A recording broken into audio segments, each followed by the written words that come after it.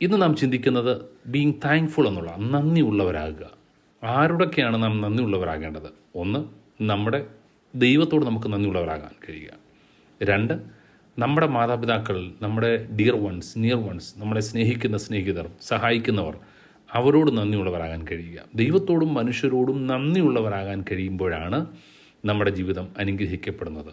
നാം ഇതുവരെ എത്തിയത് നമ്മുടെ കഴിവ് കൊണ്ടോ നമ്മുടെ ബലം കൊണ്ടോ ഒന്നുമല്ല, മറിച്ച് ആരൊക്കെയോ നമ്മെ പിടിച്ച് നടത്തിയത് കൊണ്ടാണ്.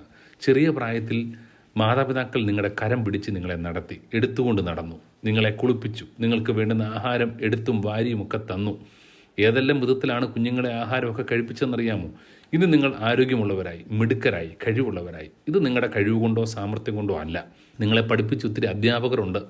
ആ അധ്യാപകർ നിങ്ങളെ സശ്രദ്ധം പഠിപ്പിച്ചതുകൊണ്ടാണ് നിങ്ങൾ ഇന്ന് മിടുക്കനായത്, മിടുക്കിയായത്. അപ്പം നമുക്ക് നന്ദിയുള്ളവരാകാൻ ഒത്തിരി റീസൺസ് ഉണ്ട്. കാരണം പുറകോട്ട് ചിന്തിച്ചാൽ, ഒന്ന് ഓർത്ത് നോക്കിയാൽ, ഓർത്താൽ മാത്രമേ അറിയത്തുള്ളൂ.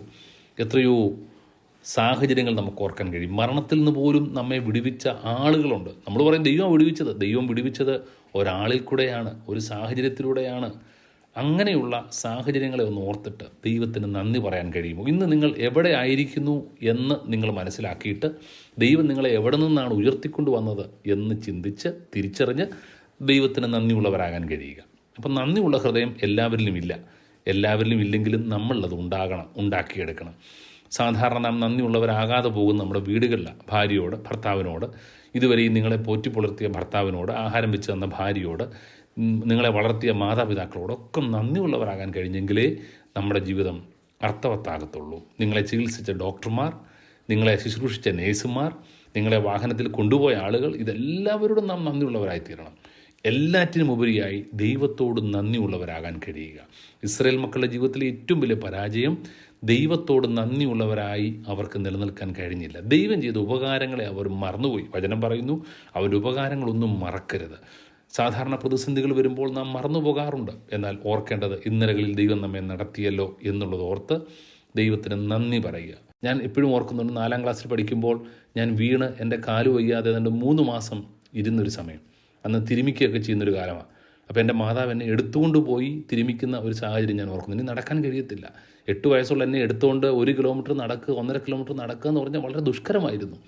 എന്നാൽ അത് ഞാൻ ഇടയ്ക്കൊക്കെ മമ്മിയോട് പറയുമ്പം അറിയാതെ മമ്മിയുടെ മുഖത്തൊരു പുഞ്ചിരി, കണ്ണൊക്കെ നനയുന്ന എനിക്ക് കാണാൻ കഴിയും. നമ്മുടെ ജീവിതത്തിൽ അതുപോലെ എത്രയെത്ര സാഹചര്യങ്ങളിൽ ദൈവം നമ്മെ നടത്തിയിട്ടുണ്ട്. ദൈവത്തോട് നന്ദി പറയാം, കൂടെ ഉള്ളവരോട് നന്ദി പറയാം. നമ്മൾ മിടുക്കരും കഴിവുള്ളവരും ഒക്കെ ആണെങ്കിലും ഒന്ന് ഫോൺ ചെയ്ത് നിങ്ങളുടെ സ്നേഹിതരോട്, നിങ്ങളെ സഹായിച്ചവരോടൊന്ന് നന്ദി പറയാൻ, അത്യാവശ്യ ഘട്ടത്തിൽ ആ പണം തന്നവരോട് നന്ദി പറയാൻ കഴിയുമെങ്കിൽ എത്ര നന്നായിരുന്നു. Being thankful. ദൈവം നമ്മെ അനുഗ്രഹിക്കും.